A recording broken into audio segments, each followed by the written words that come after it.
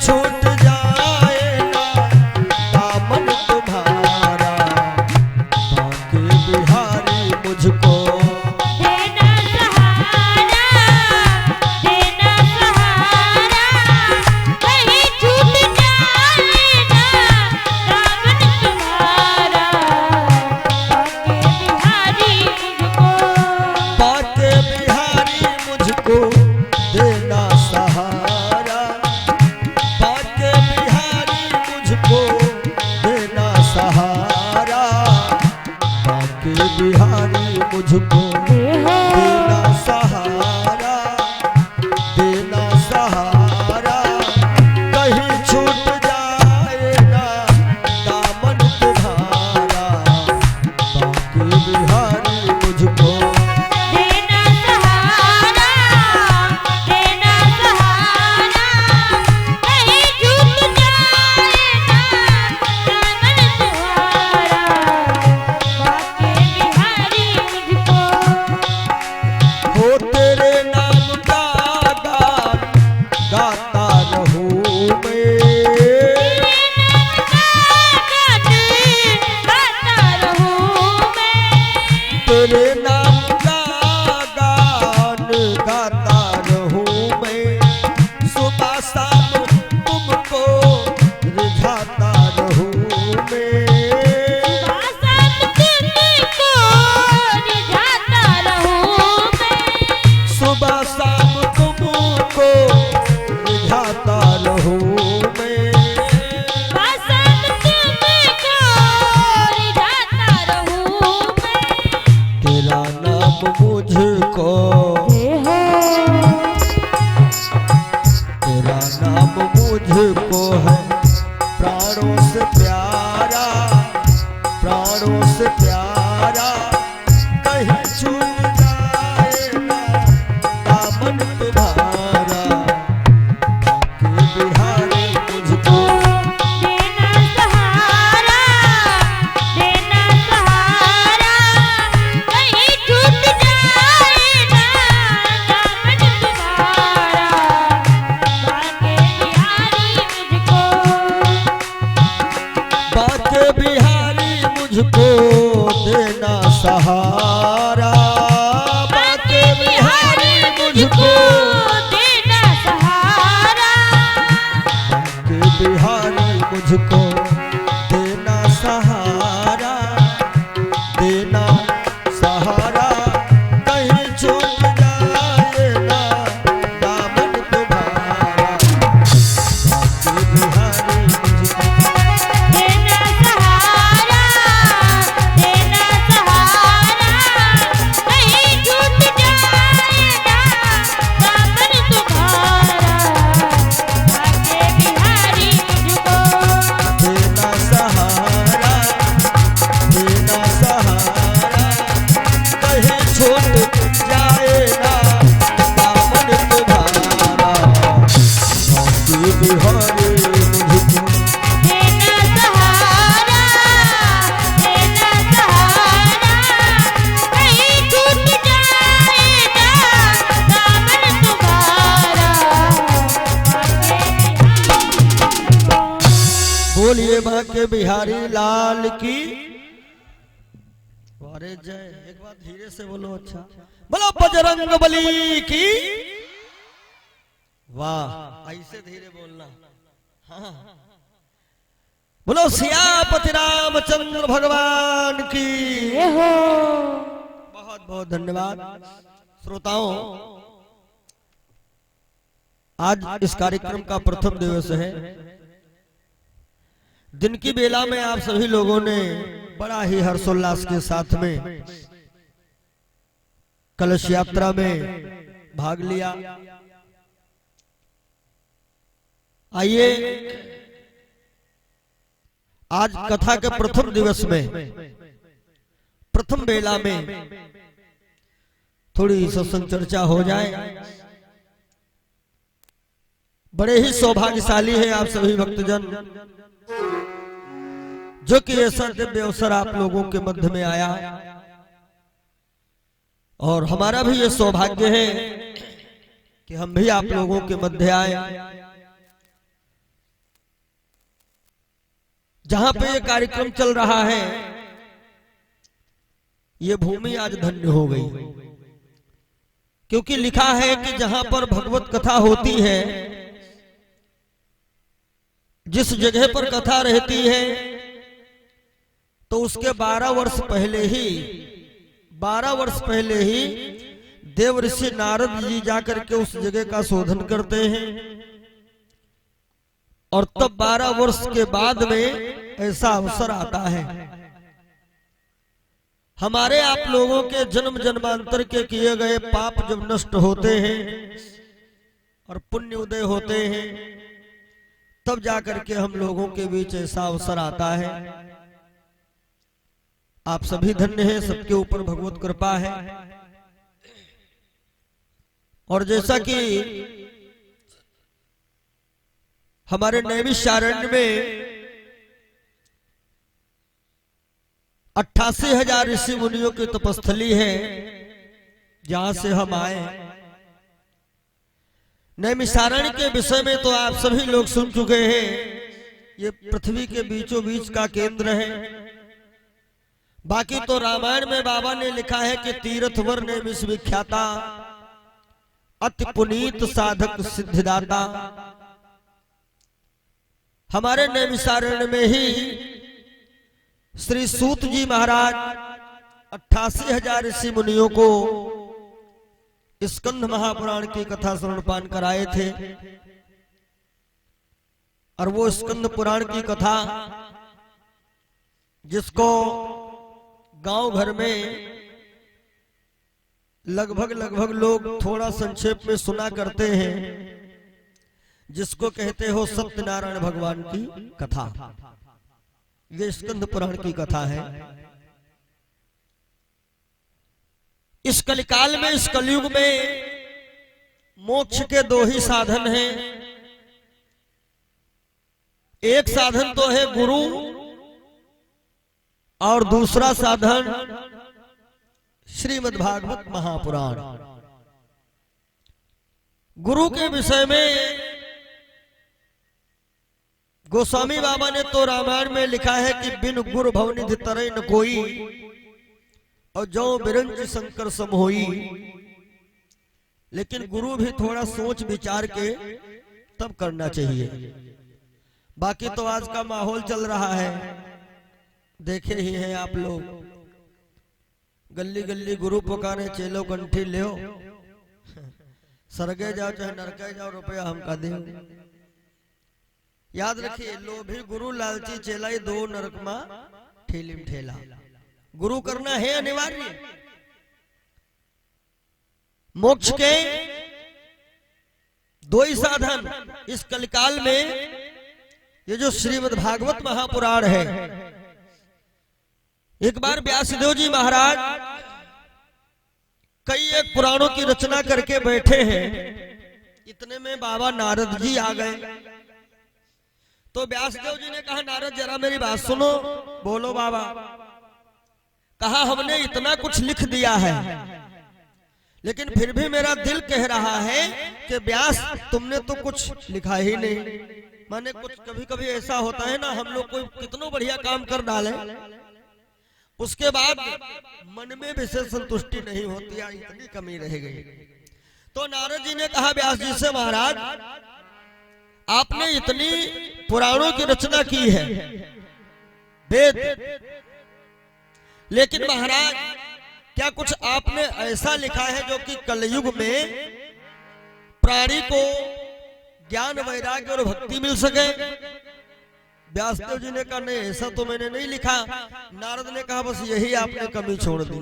जैसे कोई आदमी सोचे कि हम बड़े आदमी हैं, पैसा वाले हैं, तो सस्ती चीज नहीं खाएंगे, महंगी से महंगी चीजें खाएंगे। तो भैया बगैर सस्ती चीज खाए कल्याणों नहीं।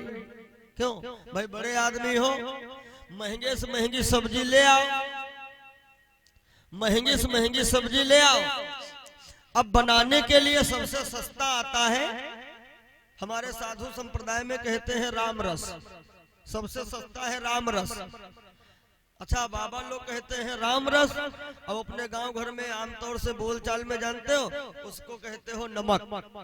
नमक जो है ना, नमक, इसको हम साधु लोग कहते हैं राम रस। और राम रस के बगैर सब रस बेकार। कहे तुम बड़े आदमी हो, हाँ, और सोचो हम महंगी सब्जी बनवाएंगे, महंगे खाएंगे, सस्ता वाला नमक नहीं डालेंगे, और नमक की जगह पर सब्जी में रबड़ी डाल दो तो सब्जी को स्वाद की रही है, नहीं रहेगी। बगैर राम रस के सब बेकार। सोई नारद जी ने व्यासदेव जी को समझाया कि आपने लिखा चाहे जो कुछ हो, लेकिन बगैर राम रस के तो सब बेकार है। तो बाबा नारद ने व्यासदेव जी को 4 श्लोक बताए, 4, और उन्हीं 4 श्लोकों पर मनन करते हुए श्री व्यासदेव जी ने 18,000 श्लोक लिख करके तैयार किए। वही है ये श्रीमद् भागवत महापुराण। ये मोक्ष कैसे मिलती इसको सुनने से। एक बार की बात है कि बाबा नारद जी भजन करते जा रहे थे, अचानक उनकी नजर एक युवती के ऊपर पड़ गई। एक सुंदर सी महिला बैठी है। बाबा नारद मस्ती में जा ही रहे। श्रीमन नारायण नारायण नारायण, कई लोग भजन आप बोलो, श्रीमन नारायण नारायण नारायण, श्रीमन नारायण नारायण नारायण,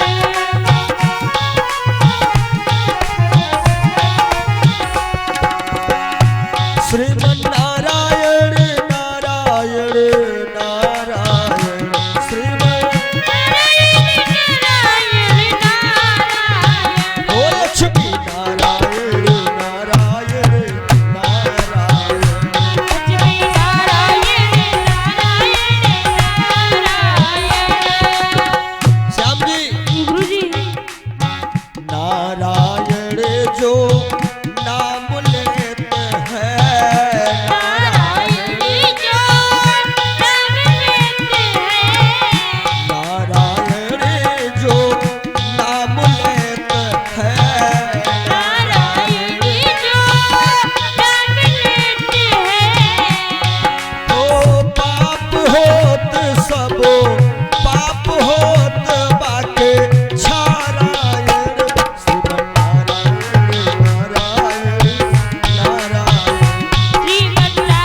नारायण नारायण,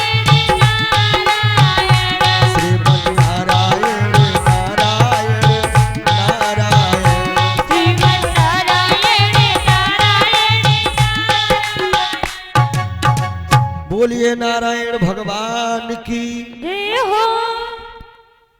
जयकार। तुम लोग बोल लियो करो, तुमका पैसा थोड़ो पर है, बोलो बोलो बजरंगबली की। जय हो।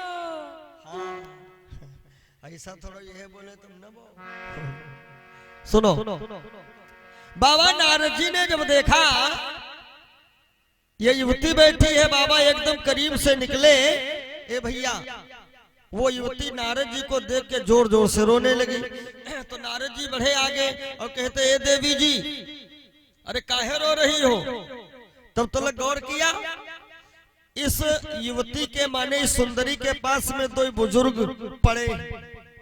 तो नारद ने कहा, देवी काहे रो रही हो, इन बुढ़ों ने कुछ कहा है क्या। तो सुंदरी ने कहा, बाबा अरे ये बुढ़े कहेंगे क्या, ये तो हमारे दोनों लड़के हैं। और जैसे कहा लड़के हैं तो नारद बाबा और चक्कर में पड़ गए कि आप जवान हैं, 25-30 साल की लग रही है आप, और जिनको अपने पुत्र कहती हो ये कम से कम 85-90 साल से कम नहीं। तो ये बताओ ये तुम्हारे सगे लड़के हैं या सौतेले। तो सुंदरी ने कहा, लड़के दोनों हमारे सगे हैं। तो नारद जी ने कहा, तो हम आप पहचान नहीं पाए, आप हाउ को। तो सुंदरी ने कहा, सुनो, हम कोई साधारण संसारिक नारी नहीं है। फिर आप कौन है। कहा कि हम वो स्त्री है कि जिसके घर में पहुंच जाती वो आदमी सुखी हो जाता है, जिसके गांव में पहुंच जाती वो गांव सुखी हो जाता है, जिसके मोहल्ले में पहुंच जाती वो मोहल्ला सुखी हो जाता है। हमारे में वो दम है। तो नारद ने सोचा जब इतनी पावरफुल आप हैं और हमारे सामने गिड़गिड़ा रही है तो फिर हम कितने पावरफुल हैं। हाँ, संतन का कम न पावर समझो। नवधा भक्ति के अंतर्गत राम कथा में आया है भक्ति 9 प्रकार की, जिसमें पहला नंबर संतों के साथ में ही है। श्री राम जी ने कहा है कि प्रथम भगति संतन कर संगा, प्रथम भगति संतन कर संगा, प्रथम भगति संतन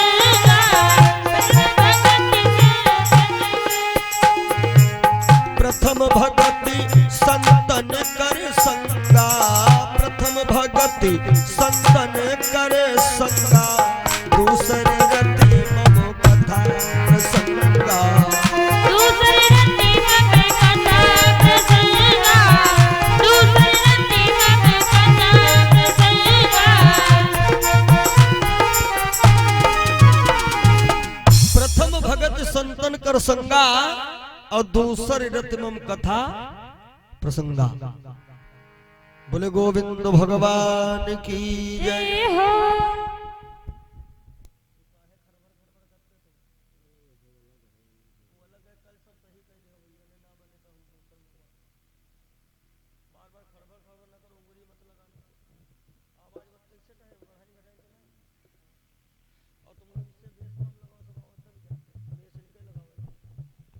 बोलो सदगुरुदेव भगवान की ले हो जय। वैसे फिर हो गई,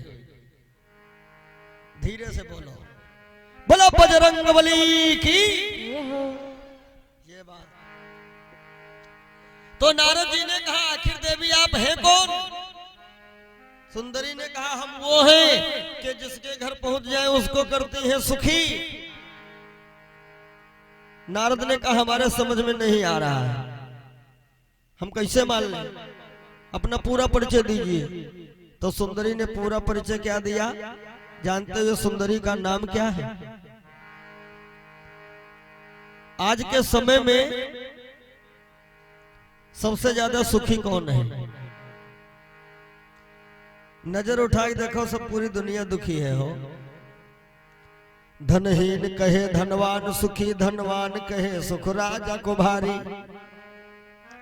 राजा कहे महाराजा सुखी, महाराजा कहे सुख इंद्र को भारी।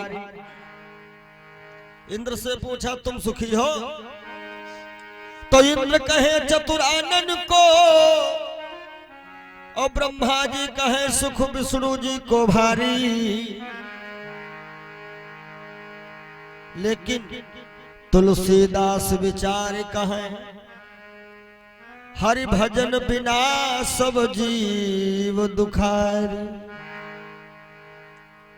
सबसे सुखी कौन है? जिसके अंदर आ जाए भगवान की भक्ति।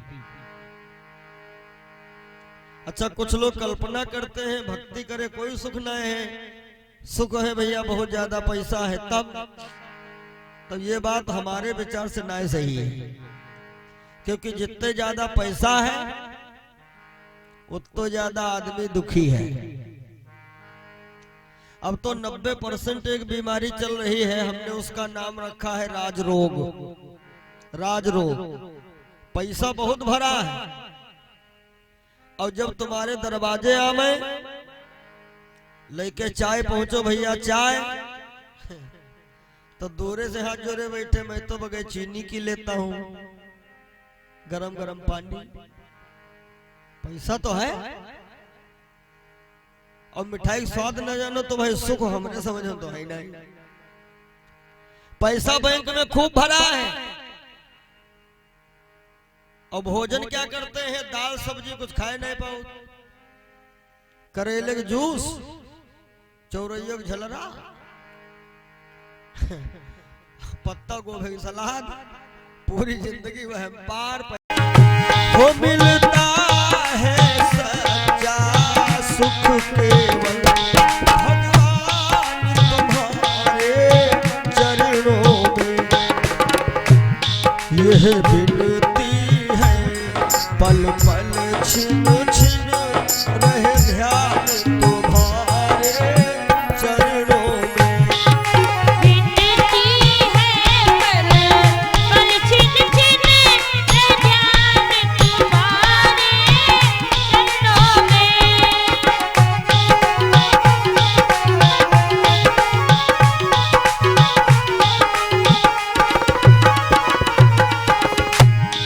मिलता है सच्चा सुख केवल भगवान तुम्हारे चरणों में। इसलिए प्रभु प्रार्थना है, यह विनती है पल पल छिन छिन रहे ध्यान तुम्हारे चरणों में। विनती है पल पल छिन छिन रहे ध्यान तुम्हारे चरणों में।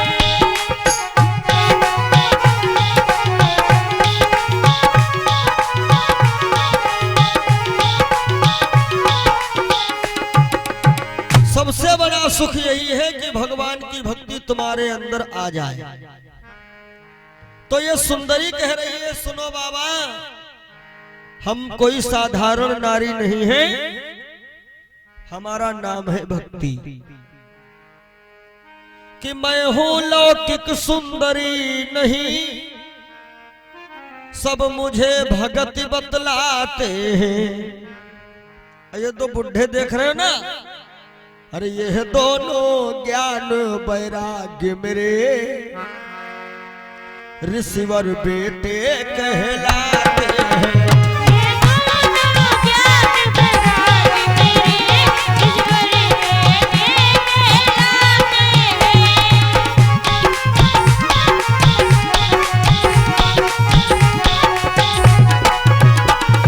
हैं। बाबा मेरा नाम है भक्ति और एक बेटा है ये ज्ञान और दूसरे का नाम है वैराग्य। ओ नारद जी ने कहा तो ये ज्ञान वैराग्य हैं, लेकिन देवी जी एक बात बताओ, तुम जवान हो और बच्चे तुम्हारे बूढ़े हैं, एकरा कारण बताओ। देखो हर कार्य के पीछे कुछ न कुछ कारण है। हम नैमिषारण्य से आपके मैनपुरी जनपद आए कथा कहने, कुछ कारण है। आज सब लोग बैठे, कोई न कोई कारण है। कहा तुम्हारे बच्चों को बुढ़ापा कैसे आ गया, आप जवान हैं? भक्ति ने कहा सुनो बाबा, इसका कारण क्या? तुम्हारी जवानी थी, थे आप न तीनों आपे में राम।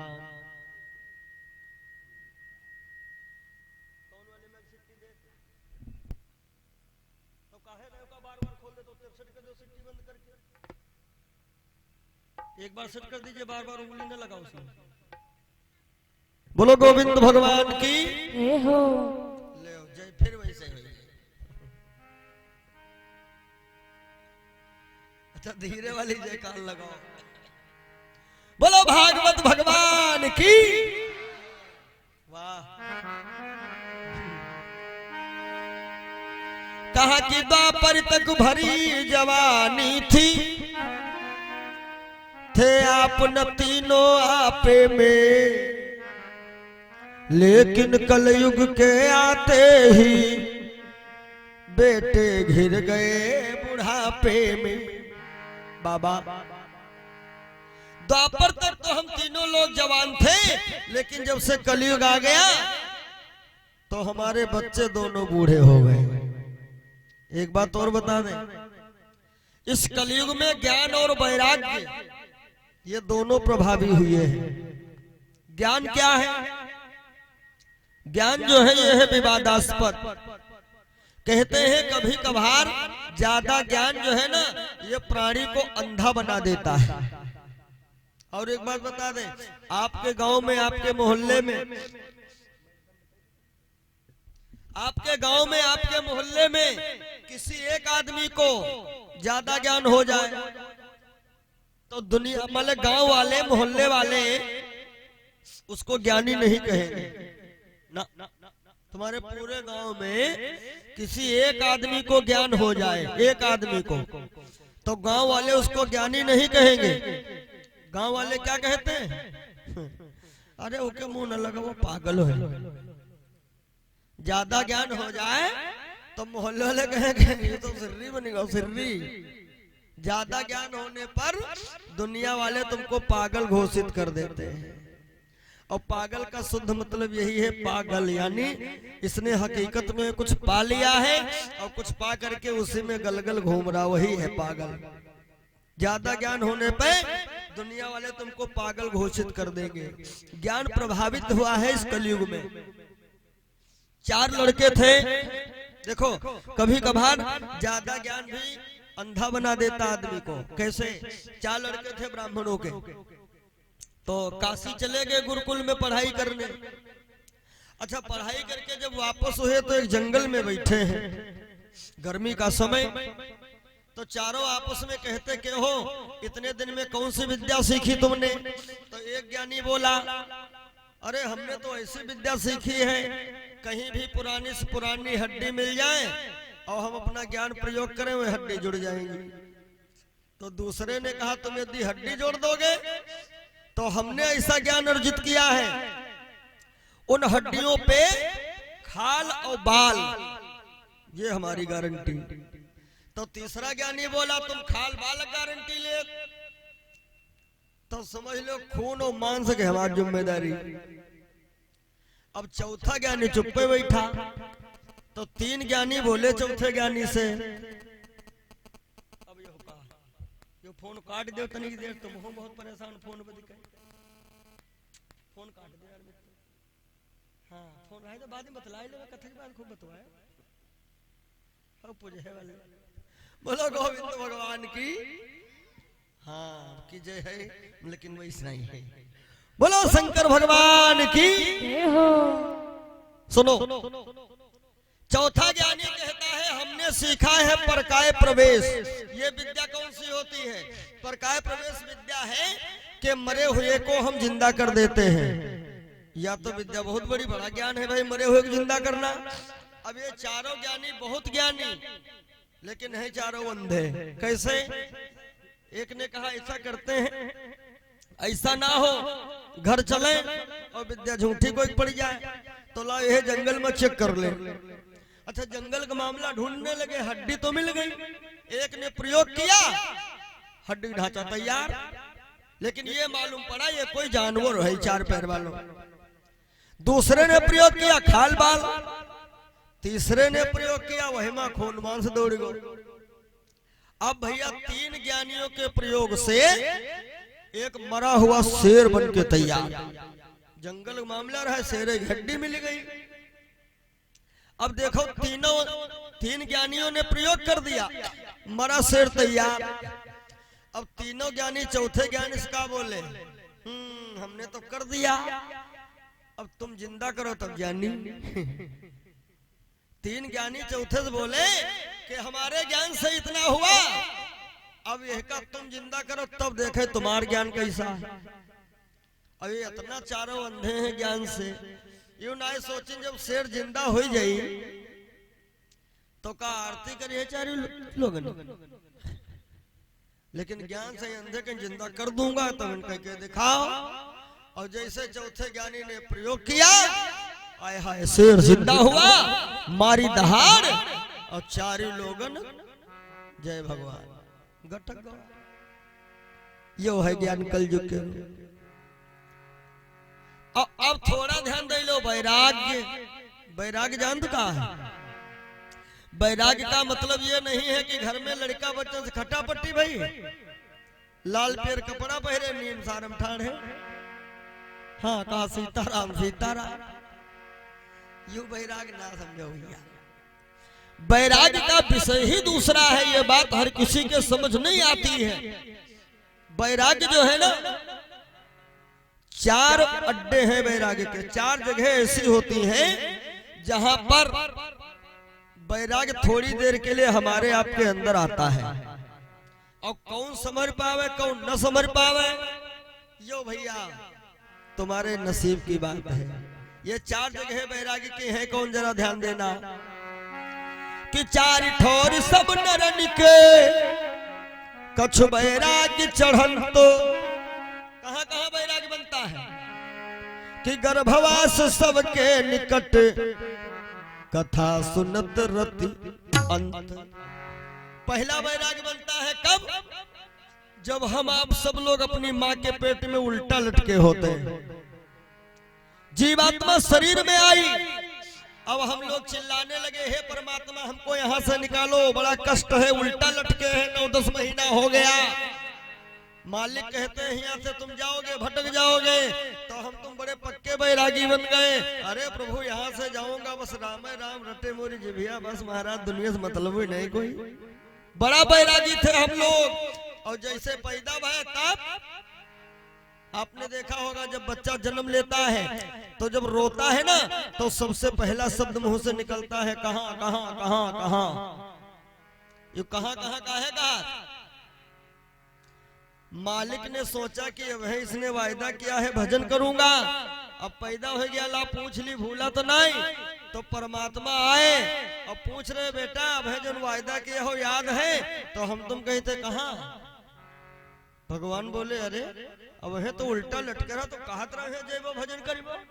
तो हम तुम कहते कहां कहां कहां, मैंने कहीबे नहीं किया। न पैदा हो देर और न बैराग जाते ही देर। अब तनी देर पहले बैराग बना रहा है भजन करूंगा, ये है पहला स्थान। अब कह दो पंडित जी अब पेट वाली बात कही का मान लो कोई नहीं, तो दूसरा स्थान सुन लो थोड़ी बात। दूसरा बैराग्य का स्थान है सबके निकट, यानी जहां कहीं कोई लाश पड़ी हो, हैं घर वाले रोते हैं, घर वाले रोते हैं, बाकी रिश्तेदार गांव वाले परिवार वाले सब बैरागी आदमी घूम जहका देखो दोनों हाथ पकड़े हो भैया ना रो आनी जानी दुनिया है, तुम जानो उनके कर्जी रहा नहीं तो मेहमान नहाए चले गए। माने हर आदमी सबको यही समझाता है। और जब 4 लोग लेके चलते हैं अपने सनातन धर्म में, तो 4 लोग जब लेके चले उनको ज्यादा वैराग्य है। तो वो क्या कहते हैं 4 लोग? राम नाम सत्य है, तब ना कहते घर बकरी सत्य है या बैंक बैलेंस सत्य है, तब ये कई बात कहते हैं राम नाम सत्य है। और कहत कैसे ऊपर लेटे उनसे का मतलब वो जो गांव वाले पीछे पीछे आ रहे हैं तो ये 4 लोगन ज्यादा वैराग्य है, तो ये 4 लोग पीछे वाले समझावत है देख लो दद्दू राम नाम सत्य है, तब पीछे वाले वैराग बनो ना। तो पीछे लगा हाँ भैया सत्य बोलो मुक्ति है। अयो बैराग कितनी देर रहा जान?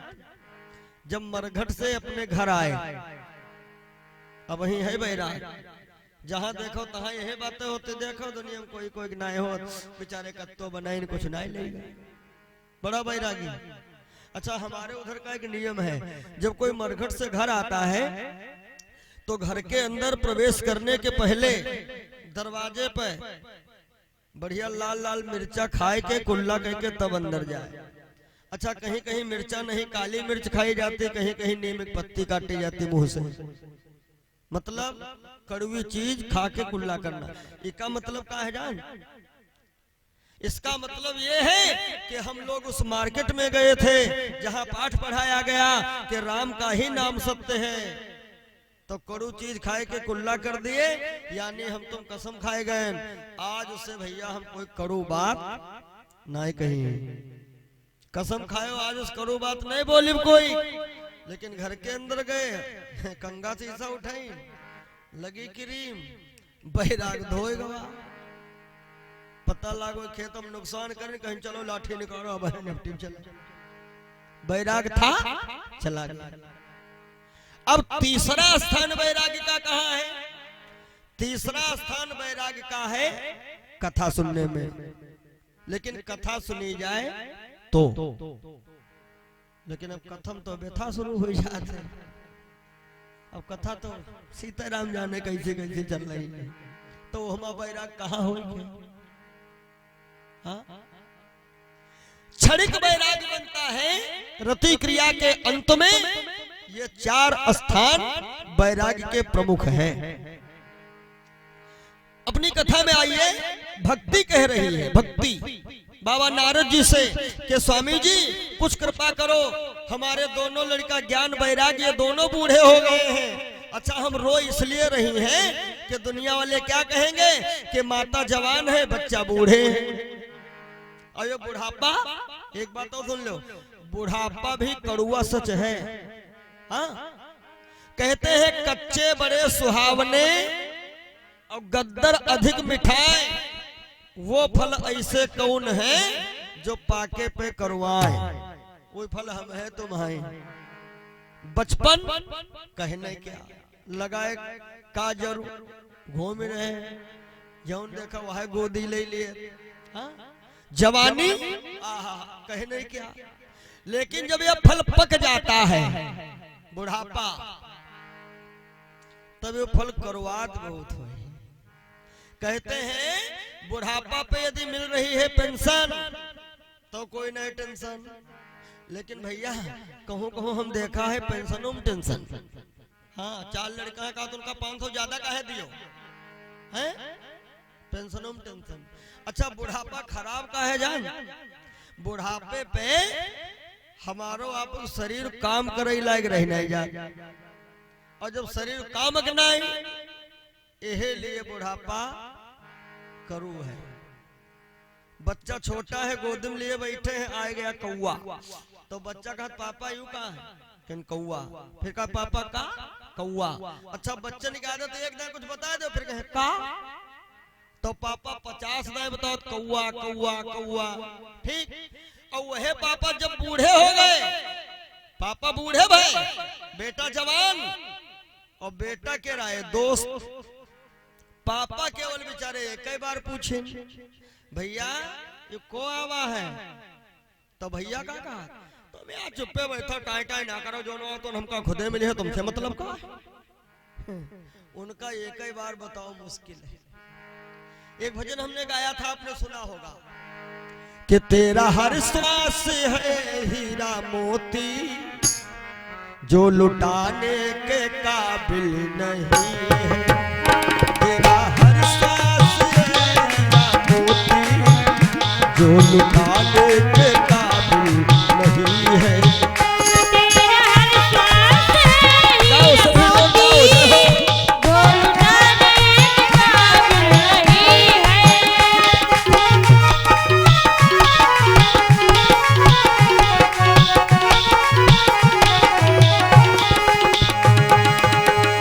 तेरा हर श्वास है हीरा मोती, जो लुटाने के काबिल नहीं है। तेरा हर श्वास है हीरा मोती, जो लुटाने के काबिल नहीं है। और बड़ी मुश्किल से नर्तन मिला है। जय हो भैया साहब जी, गुरुजी। बड़ी मुश्किल से नर्तन मिला है, जो गंवाने के काबिल नहीं है। मुश्किल से नर्तन मिला है, जो गंवाने के काबिल नहीं है।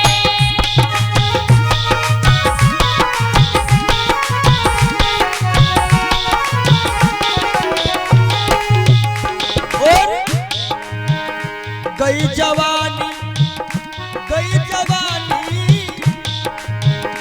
गई जवानी, फिर आया बुढ़ापा, सबको लगने लगा तू पराया। गई जवानी फिर आया बुढ़ापा, सबको लगने लगा तू पराया। और बीबी बच्चे कहे मर जा बुढ़े, जय हो बीबी बच्चे कहे मर जा बुढ़े। काहे मर जा बुढ़े, क्योंकि अब कमाने के काबिल। बीबी बच्चे कहे मर जा बुढ़े, तू कमाने के काबिल नहीं है। बीवी बच्चे कहे मर जा बुढ़े, तू कमाने के काबिल नहीं है। तेरा हर श्वास है हीरा मोती, जो लुटाने के काबिल नहीं है। तेरा हर श्वास है हीरा मोती, जो लुटाने के काबिल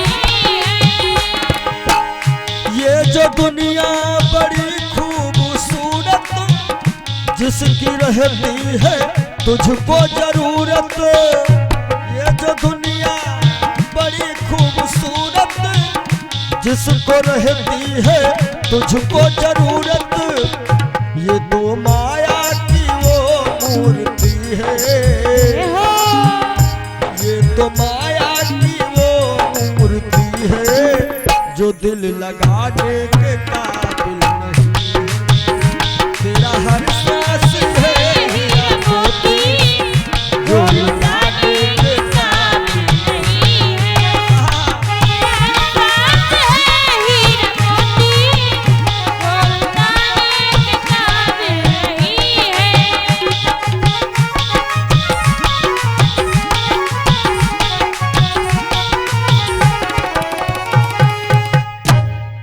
बोलो भक्त भगवान की। जय हो। भक्ति ने जब ये बताया बाबा अब आप ही कृपा करो, तो नारद बोले अच्छा रुको हम कोई उपाय निकालते हैं। हे बाबा नारद जी यहां से चले गए, संयोगवश सनातन कुमार जी से इनकी भेंट हुई। बाबा नारद जी ने एक मीटिंग किया और उन विद्वानों को साथ में बिठाया, ये प्रस्ताव रखा कि ये बताओ ज्ञान और वैराग्य का कल्याण कैसे होगा। तो बोले कल्याण हो जाएगा, बस श्रीमद् भागवत महापुराण की कथा सुनवा दो। ए भैया ज्ञान वैराग्य को श्रीमद् भागवत महापुराण की कथा सुनवाई गई। अब ज्ञान वैराग्य हुए तरुण, तो भक्ति से विद्वानों ने कहा देवी देखो मैंने कथा सुनाई, बच्चों का कल्याण हुआ, अब मामला आ गया दक्षिणा पे। अब एक बात और समझ लीजिए, कहते हैं दक्षिणा के बगैर पूजा कथा ये सब रहता अधूरा। अच्छा दक्षिणा के हिसाब में अपनी श्रद्धा से कहते हैं, भक्ति ने कहा बाबा दक्षिणा हम क्या दे सकती हैं। नारद ने कहा दक्षिणा का मतलब यदि आप दक्षिणा दोगे नहीं तो कथा पूर्ण नहीं है। तो भक्ति ने कहा बाबा हम क्या दे सके दक्षिणा। विद्वानों ने कहा दक्षिणा में एक वचन दे दीजिए। क्या? कहा देखे तुम्हारे बच्चों का कल्याण हो गया, हमने कथा सुनाई। हाँ कहा अब हमें यह वचन दे दो कि आगे चल करके कलयुग में जब भी कोई प्राणी श्रीमद् भागवत महापुराण की कथा सुने तो उसको तुम अपनी दासी दे देना, ये दक्षिणा चाहिए। भक्ति ने कहा ठीक है बाबा मैं वचन देती हूँ, कलयुग में श्रीमद् भागवत महापुराण की कथा सुनने वाले को हम अपनी दासी दे दूंगी। भक्ति की दासी का नाम क्या है? देखो भक्ति के लड़कों का नाम है ज्ञान और वैराग्य, और भक्ति की दासी का नाम है मुक्ति, जिसको कहते हैं मोक्ष। तो भक्ति ने वायदा किया है कि श्रीमद् भागवत महापुराण की कथा कोई भी प्राणी श्रवण करेगा उसको मैं अपनी दासी दूंगी, यानी मोक्ष। भागवत में ही कथा आती है, सुना होगा आपने। कहते हैं कि राम भगत बिटिया भली और राम विमुख ना पूत, जैसे राम भगत सवरी भई और धुंधकारी भय भूत। ये कथा आती है, एक पंडित जी थे जिनका नाम रहे आत्मदेव, हाँ, और इनकी पत्नी का नाम रहा धुंधली। नाम अजीब रहा तो काम कैसे हुई है, हमेशा पति से विपरीत चलती थी। तो एक दिन पंडित जी घर से भाग गए। पहले तो थे विप्रवर, नारी से हैरान, किंतु दैव संयोगवश हुई न थी संतान। बगिया लगाई उसमें भी कोई फल फूल नहीं आए, गैया पाली वो भी नहीं बच्चा देती है। तो बेचारे मरने की इच्छा से एक जंगल आ गए।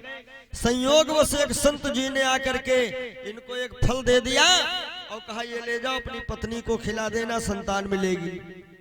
और धुंधली बड़ी विचित्र है। पंडित जी कहा दिन तो वही कहा रात, पंडित जी कहा आम तो कहा भाई मिली।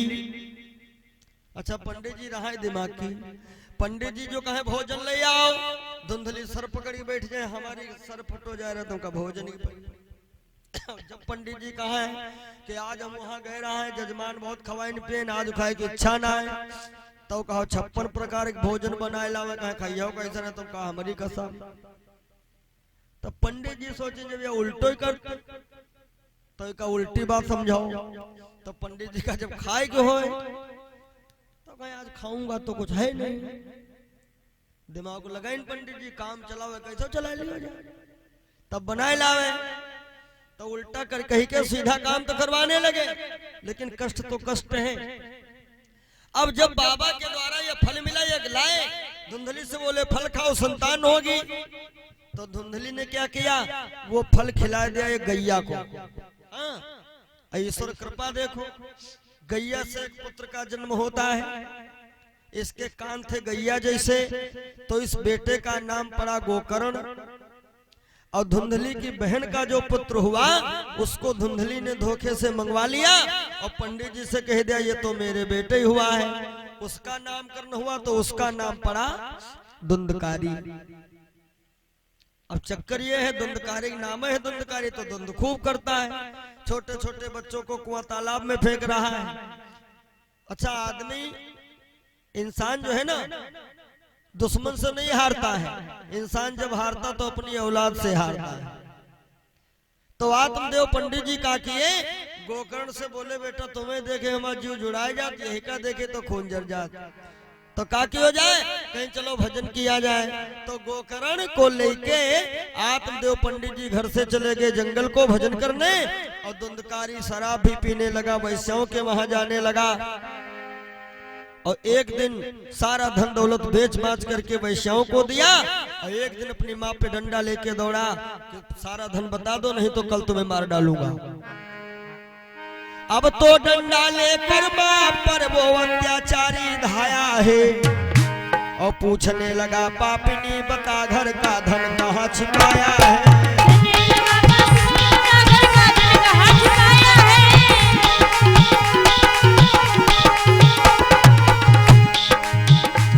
पूछने लगा पापिनी बता घर का धन कहाँ छिपाया है। अब तो डंडा लेकर माँ पर वो अत्याचारी धाया है।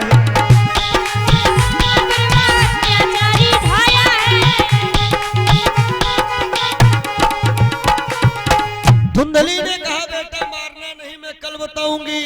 और रात में धुंधली दौड़ी कुआं में कूद गई, डूब मरी गई। वैश्या के घर धुंधकारी गया तो वैश्या ने सोचा जब ये माँ का नहीं अपनी हुआ तो हमारा क्या होगा, तो वैश्या ने धुंधकारी को जहर देके मार दिया। मरने के बाद ये प्रेत बना, अब लोगों को और परेशान करने लगा। एक दिन आत्मदेव और गोकर्ण दोनों लोग गांव आए तो लोगों ने बताया धुंधकारी के विषय में। गोकर्ण ने ढेर सारे विद्वानों को बुलवाया और कहा कैसा भी था मेरा भाई था, इसको मोक्ष कैसे मिलेगी। विद्वानों ने कहा इसको भागवत की कथा सुनवा दो। अच्छा, धुंधकारी जो है ये प्रेत था, हवा बगैर आश्रय के रुक नहीं सकती। तो एक बांस मंगवाया गया 7 गांठ का, उसमें धुंधकारी की आत्मा का आवाहन किया गया, बंद करके गड़वा दिया गया। एक दिन कथा का समाप्त हुआ, एक गांठ चिटकी, दूसरे दिन दूसरी, तीसरे दिन तीसरी, माने सप्ताह विधान कथा हुई। धुंधकारी को लेने के लिए स्वयं दूत आए प्रभु जी के। तो बाकी श्रोता बैठे थे, बोले इनके लिए विमान आया और हम लोग। तो दूतों ने कहा तुम लोग दूसरे भाव से कथा सुन रहे थे, धुंधकारी दूसरे भाव से। और कहते हैं जिनकी रही भावना जैसी, प्रभु मूर्त देखी तिन तैसी। धुंधकारी तो गया, उसके बाद गोकर्ण और अन्य लोगों ने दोबारा श्रीमद् भागवत महापुराण फिर से श्रवण पान की, जिससे उनका कल्याण हुआ। और इस कलयुग में, कलयुग में सबसे पहले श्रीमद् भागवत की कथा किसने सुनी, विस्तार से मैं कल दिन की बेला में यह कथा कहने का प्रयास करूंगा। इस कलयुग में सबसे पहले श्रीमद् भागवत महापुराण की कथा, जो कलयुग के सबसे पहले राजा हुए हैं, कलयुग के सबसे पहले सम्राट अभिमन्यु के सुपुत्र, जिनका नाम पड़ा है महाराज परीक्षित। ये कलयुग के सबसे पहले राजा हुए हैं और इन्होंने श्रीमद् भागवत महापुराण की कथा श्रवण पान की। वैसे तो अश्वत्थामा ने विचार किया था कि परीक्षित जब अपनी मां के पेट में है तभी समाप्त कर दें। सज्जनों, परीक्षित जी उत्तरा कुमारी के गर्भ में थे, तभी भगवान कृष्ण ने परीक्षित जी की रक्षा की, परीक्षित जी का जन्म होता है। एक कथा में हमने ऐसा भी पढ़ा है कि परीक्षित जी जब अपनी माता उत्तरा कुमारी के गर्भ में थे, तभी अर्जुन नागलोक में जाकर के नागराज वासुक के साथ में द्वैत क्रीड़ा करते हैं, माने जुआ खेलते हैं, जिसमें वासुक हार जाते हैं, अर्जुन जीत जाते हैं। धीरे धीरे वही कथा आगे बढ़ती कि परीक्षित जी का विवाह भी नागलोक के राजा वासुक की कन्या नवलदे के साथ में संपन्न होता है। और कहते हैं कल्प कल्प की कथाएं हैं, हरि अनंत हरि कथा अनंता, भगवान अनंत उनकी कथाएं भी अनंत हैं। ज्यादा विस्तार न बढ़ाते हुए बात उस समय की है जिस समय धर्मराज युधिष्ठिर ने अपने चारों भाइयों को बुलाया और कहा, देखो भैया, अब द्वापर युग विदा हो रहा है, कलयुग का आगमन है, प्रभु का आदेश है, हम लोग भजन के लिए निकल चले। ये राज कौन करेगा? बोले राज करेगा हमारा पोता। कौन? परीक्षित। परीक्षित जी का तिलक करके गद्दी पर बिठाई करके पांचों पांडव चल दिए। इतने में भीम भैया कहते हैं परीक्षित से, बेटा ये सारा राज तुम्हारा है, प्रजा का पुत्रवत पालन करना, लेकिन एक बड़ा बक्सा रखा है, उस बक्से में ताला भी पड़ा है, बेटा उस बक्से का ताला कभी मत खोलना। तो परीक्षित नए नए राजा बने, सोचा बाबा ने सब कुछ हमें दे दिया है, तालम का नहीं खोलेंगे ताला, लेकिन दिमाग में बात आ गई कि इस बक्से में है कुछ जरूर। जैसे घर में नई बहुरिया आवे और सास माता पूरा चाबी का गुच्छा पकड़ा देती, बहू सभी बक्सों की चाबियां इसी में हैं। बहू बहुत खुश हो गई और फिर सास कहती, बहू एक चाबी हमारे पास उस बक्से की जरूरत पड़े ले लेना। तो उस समय तो बहुरिया नहीं मांगेगी, लेकिन दिमाग में बात आई गई है कि समय चाबी देने कहने देने में बूढ़ा के कोई हाई खास चीज जरूर है ना। परीक्षित ने भी सोचा जब पूरा राज हमें मिल गो, यानी वो बक्सा न खोले, हिमा कुछ है जरूर। पांडव चले गए, परीक्षित राज करते रहे। और एक दिन वही दिमाग में बात आई गई, कर्मचारियों से कहा बक्सा ले आओ। तो बड़े बूढ़े समझाने लगे, भैया ना खोलो बक्सा, का है चक्कर में पड़ी हो। परीक्षित बोले चुप करो, राजा जो करता है सब न्याय है, हम खुलवाएंगे ताला। जवानी जोश ऐसा होता ही है। आजो कल जवान बच्चे हैं ना, और बूढ़े लोग जो उनसे कहे आओ बैठो 2 मिनट, तो लड़का कहा कहा बैठे तुम्हारी बुद्धि खराब। और हम कहते बुद्धि जवानी में खराब हो तो बुढ़ापे तो बुद्धि खुल जा, है ना। जीवन गुजर गया तो जीने का ढंग आया, और जब सम्मा बुझ गई तो महफिल में रंग आया। कर्मचारियों ने जैसे बक्सा खोला तो बोले महाराज इसमें एक बक्सा ही बंद है। परीक्षित बोले वो खोल दो। उसको खोला, बोले मैं एक और बक्सा बंद है। परीक्षित बोले खोलते जाओ, कुछ न कुछ तो मिली है। तो क्या निकल रहा है जानते हो? बक्से में बक्सा, बक्से में बक्सा। और जब 7वें बक्से को खोला, बक्से के अंदर बक्सा था और बक्से में बक्सा रखा हुआ, बक्से के अंदर बक्सा था। बक्से में बक्सा रखा हुआ, बक्से के अंदर बक्सा बक्से के अंदर बक्सा था और बक्से में बक्सा रखा हुआ, उन 7 बक्स के अंदर में श्याम जी, उन 7 बक्स के अंदर में एक स्वर्ण मुकुट है रखा हुआ, उन 7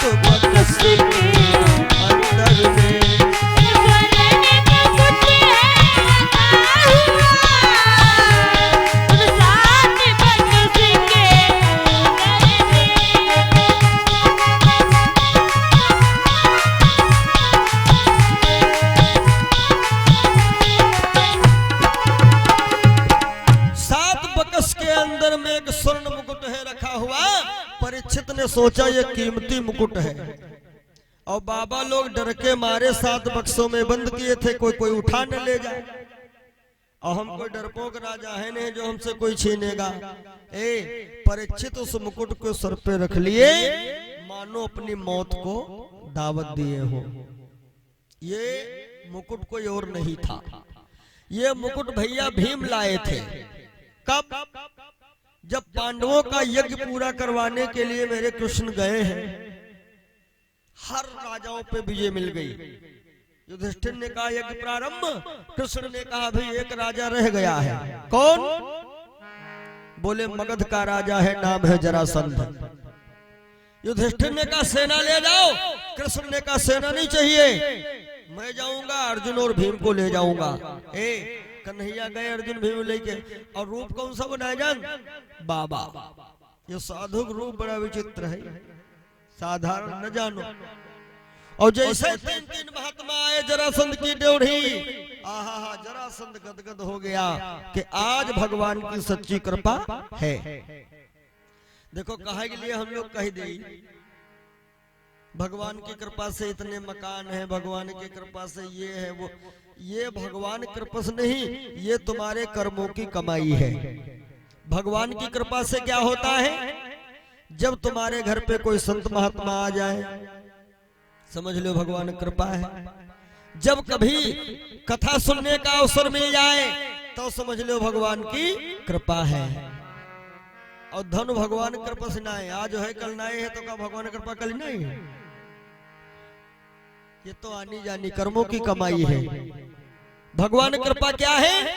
हनुमान जी से विभीषण ने कहा है रामायण में कि अब मोहि भा भरोस हनुमंता,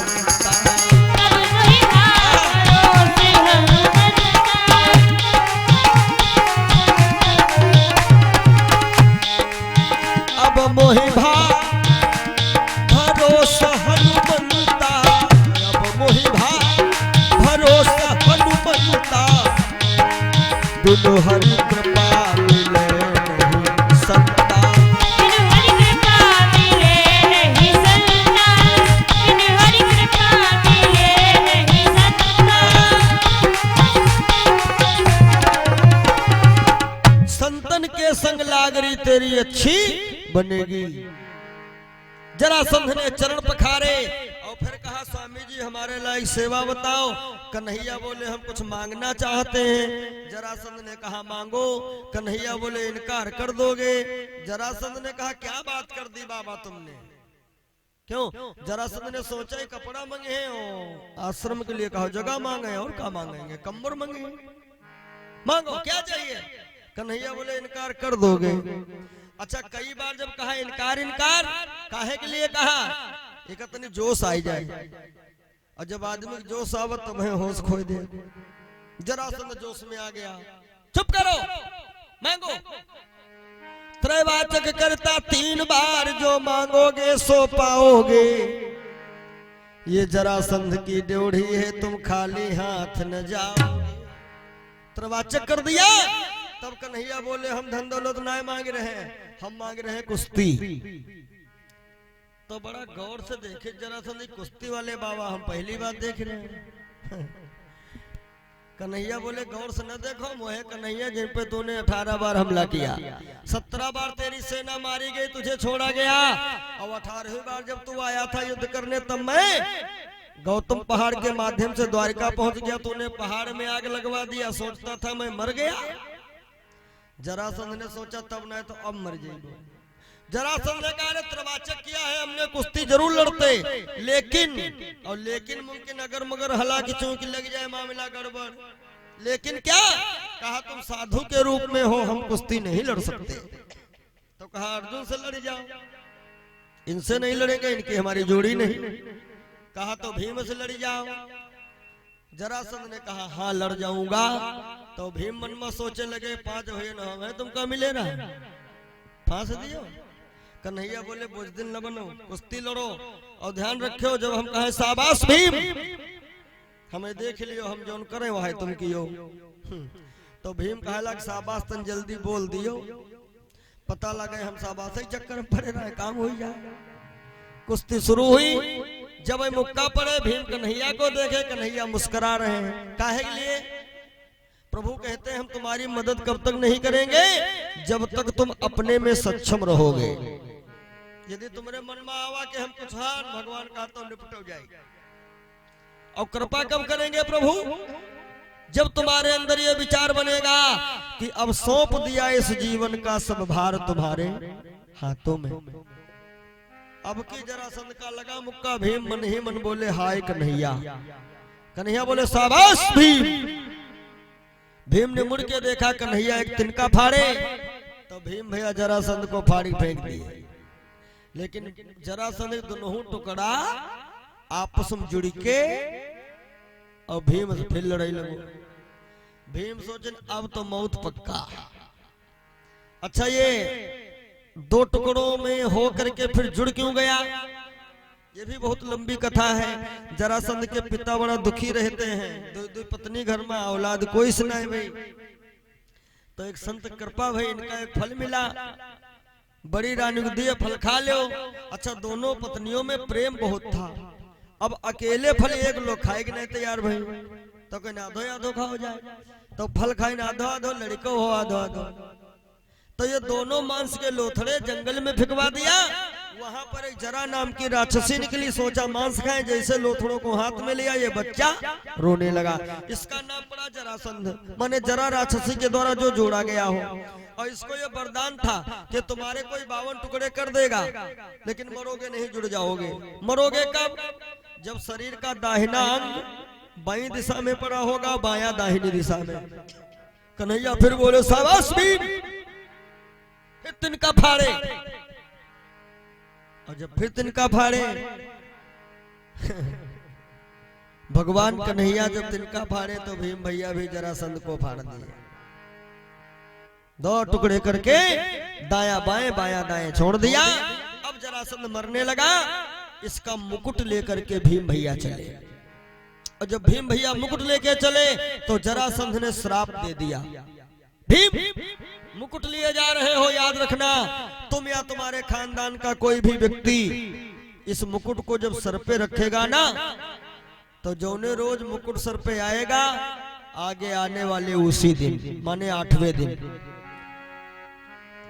ले जाता मेरा मुकुट मूर्ख, लेकिन एक दिन पछताएगा। और रखेगा इसको जो सर पे 8वें रोज मर जाएगा। इसको जो सर पे 8वें रोज मर जाएगा।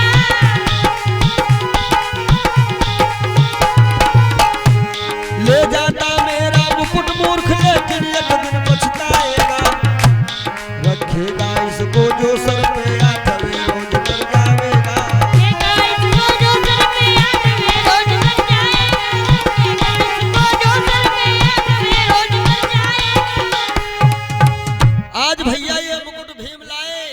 युधिष्ठिर ने कहा हम 5 लोग हैं, कहूं धोखे में कोई सर पे न रखा, इसका 7 बक्सों में बंद कर दो, खतरा है। अच्छा परीक्षित जी को ये मालूम नहीं था।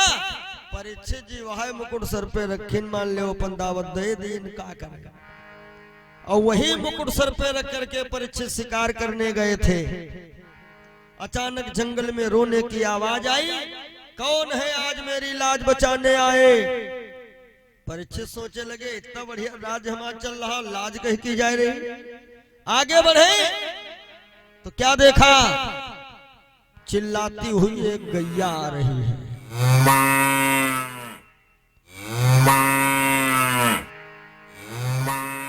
गैया के पीछे जब नजर दौड़ाई तो एक लंगड़ाता हुआ बैल आ रहा है। ये दोनों काहे चिल्ला रहे हैं, क्योंकि उनके पीछे काला कुरूप एक चंडाल भागता आता है। जब उसका मूसल पड़ता है तो भूमंडल हिल जाता है। अब देखो परीक्षित गए रहे 4 पैर वाले जानवर को मारने, और 4 पैर वाले जानवर को देख के इनके दिल में दया आ गई। जो आंख खोजती थी शिकार, उसको एक नया शिकार मिला। जीवों का वध करने वाला गोरक्षा पे तैयार हुआ। क्योंकि गौ माता है तभी तलक समझ लीजिए अपना सनातन है, और जब से गौ माता पे अत्याचार बढ़ने लगा तब से तरह तरह की बीमारी फैल रही है। खैर इस पे चर्चा कल करूंगा। परीक्षित आगे बढ़े, मैं तुझे जिंदा नहीं छोड़ूंगा गोवधी। तो गैया कहती है महाराज हम कोई साधारण गाय नहीं है, हमारा नाम है पृथ्वी। मेरे पीछे ये बैल नहीं है, धर्मराज है। इनके 16 चरण थे सतयुग में। युग बीता 4 टूटे, त्रेता आया फिर 4 टूटे, द्वापर गया फिर 4 टूटे, अब 4 चरण रह गए। कलयुग 4 के पीछे बढ़ो। परीक्षित बोले कोई युग हो जिंदा नहीं छोड़ूंगा। तो कलयुग कहता महाराज आप कलयुग के राजा हो, आप हमें मार नहीं सकते हो। हाँ राजा हो, कोई दूसरी आज्ञा दे दो। माना कि हमारे में अवगुण है, लेकिन हमारे गुण भी तो देखो।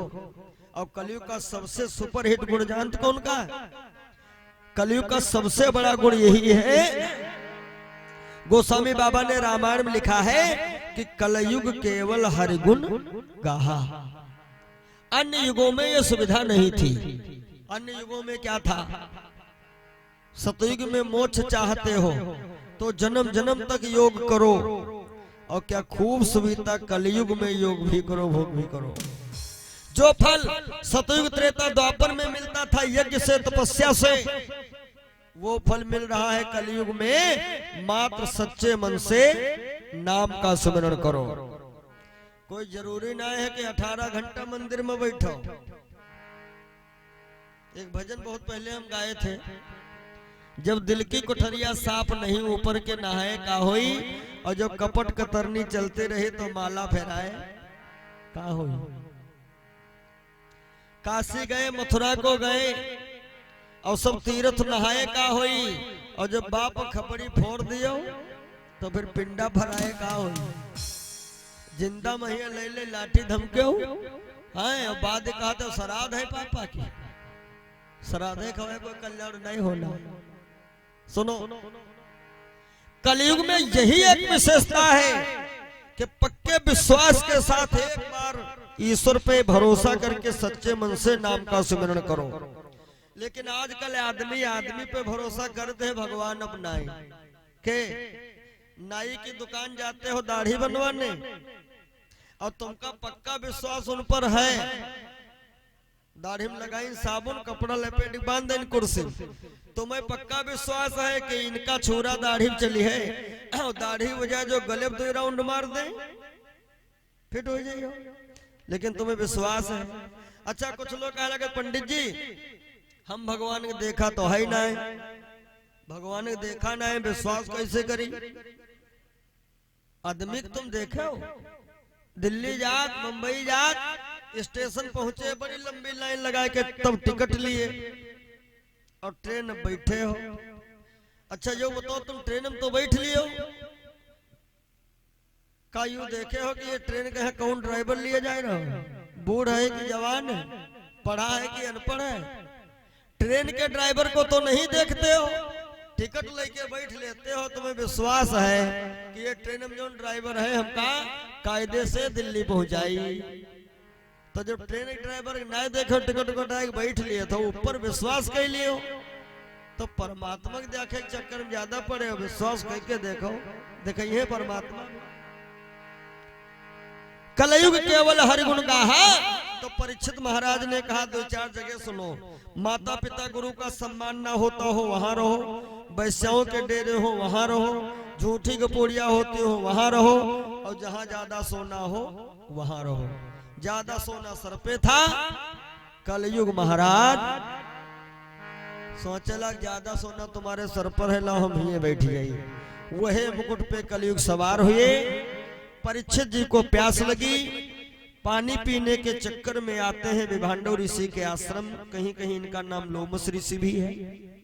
एक मरा हुआ सर्प बाबा के गले में डालते हैं, और ये बात लोमस के पुत्र श्रृंगी ऋषि सुन पाते हैं, तो श्रृंगी ऋषि क्रोध में आके श्राप देते हैं कि बस सावधान वो तक्षक जीवित हो जाओ, 8वें रोज इस पापी को दुनिया से यमपुर पहुंचाओ। श्राप दे दिया।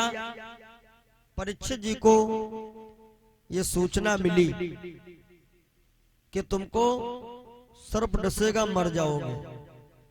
तो परीक्षित जी घबराए कि सर्प के डसने से यदि हम मर गए तो मोक्ष नहीं मिलेगी। तो अपने बेटे जन्मेजय को राज सौंप करके परीक्षित जी घर से निकल लेते हैं। अब ये कथा हम इसी जगह विराम कर रहे हैं। कल दिन की बेला में आप लोग विस्तार से इस कथा को श्रवण पान करेंगे। और जैसा कि आज कार्यक्रम का प्रथम दिवस रहा, कल से कथा का जो समय रहेगा, प्रयास रहेगा कि 12 बजे कार्यक्रम प्रारंभ कर दिया जाए। सुबह जो है वेदी पूजन, हवन, ये कार्य संपन्न होगा 12 बजे तक, और कथा का समय जो है 12 बजे से 4 बजे तक का रहेगा। आप सभी भक्त समय से पधारेंगे और कथा का आनंद लाभ लेवेंगे। साथ साथ में जिन बिटिया लोगों ने, माताओं ने, बहनों ने कलश उठाए हैं, प्रातः काल लगभग 8 बजे यहाँ पे आप उपस्थित हो जाना। परीक्षित जी भी रहेंगे। हमारे वैदिक ब्राह्मणों के द्वारा वेदी पूजन होगा, फिर यज्ञ होगा। नित्य प्रति आप लोग आनंद लाभ लेते रहेंगे। आओ एक बार सभी भक्त भगवान का भजन कर लें, फिर भगवान की आरती और प्रसाद वितरण। सभी लोग आइएगा। सीताराम सीताराम और सीताराम गाए जा, सीताराम गाए जा, राम जी के चरणों में मन को लगाए जा। सीताराम सीताराम, सीताराम गाए जा, सीताराम गाए जा, राम जी के चरणों में मन को लगाए जा। सीताराम सीताराम, ओ सीताराम सीताराम, सीताराम गाए जा। सीताराम सीताराम, सीताराम गाए जा। सीताराम सीताराम, सीताराम गाए जा, सीताराम गाए जा, राम जी के चरणों में मन को लगाए जा। सीताराम सीताराम, सीताराम गाए जा, सीताराम गाए जा, राम जी के चरणों में मन को लगाए जा। सीताराम सीताराम, बोलिए सियापति रामचंद्र भगवान की जय। जय हो। आओ सभी लोग अपने अपने स्थान पे खड़े हो जाएं और आरती कर लें। थोड़ा थोड़ा आगे बढ़ाना, आप लोग पीछे से भी थोड़ा थोड़ा आगे आ जाओ और भाव के साथ में भगवान की आरती करो। सादर जय श्री राम।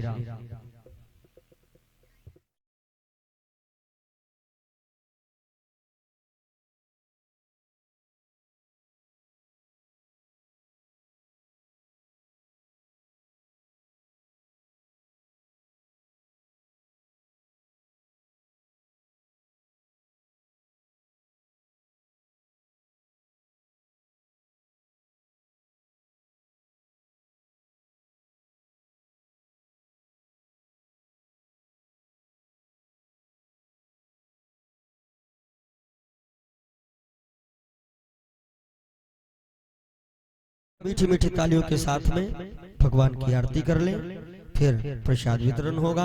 सभी भक्त आरती और प्रसाद लेकर के ही जाएंगे। जय सिया राम। ओम हरि ओम चंद्रमा मनसो जातुच्छोः सूर्यवजायता श्रोत्रान्धोऽस्य प्राणस्य मुखादग्निरजायत। सभी लोग गाएंगे तालियों के साथ में।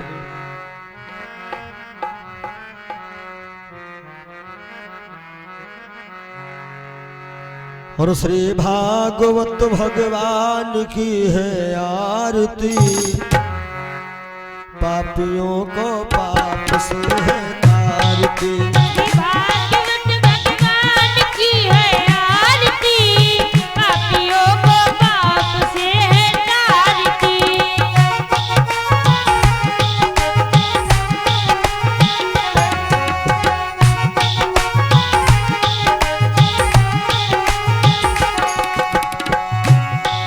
ये अमर ग्रंथ, ये मुक्ति पंथ, ये पंचम वेद निराला, नव ज्योति जगाने वाला है ये। अमर ग्रंथ ये मुक्ति पंथ, ये पंचम वेद निराला, हो नव ज्योति जगाने वाला है।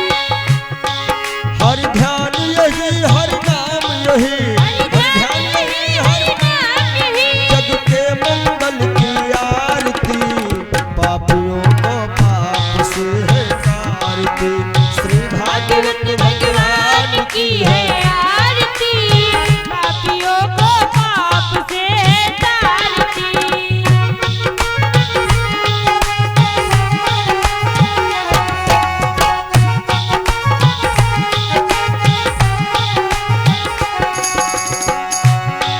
यह शांति गीत पावन पुनीत, पापों को मिटाने वाला है, हर दर्श कराने वाला है ये। शांति गीत पावन पुनीत, पापों को मिटाने वाला है, हरि दर्शन कराने वाला है। ये सुख करनी, ये दुख हरनी, ये सुख करनी, सुख हरनी, श्री मधुसूदन की आरती, पापियों को पाप से है तारती। श्री भगवत भगवान की है आरती, पापियों को पाप से है तारती। राधे।